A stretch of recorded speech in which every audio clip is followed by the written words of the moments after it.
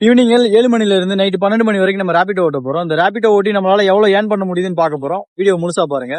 ரேபிடோ ஓட்டுறதுக்கு முன்னாடி வண்டிக்கு வந்து 2 லிட்டர் பெட்ரோல் போட்டுக்கிட்டேன். 2 லிட்டர் பெட்ரோல் போட்டு அப்படியே நான் இங்க இருந்து கிளம்பினேன். குயின்ஸ்லாண்ட் ஆப்போசிட்ல தான் பெட்ரோல் போட்டேன். இங்க இருந்து கிளம்பினேன்.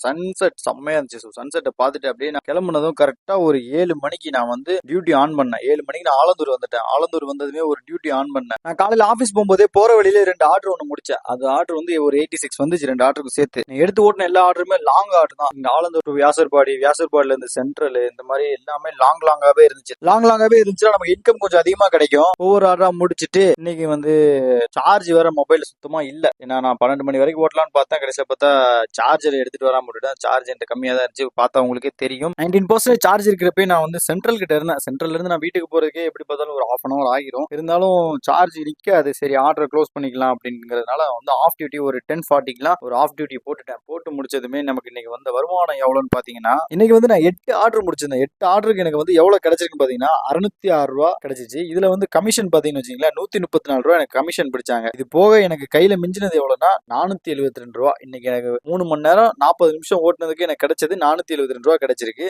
அவ்வளவுதான், இன்னைக்கு வீடியோ முடிஞ்சிச்சு. நெக்ஸ்ட் வீடியோல மீட் பண்ணலாம். நன்றி.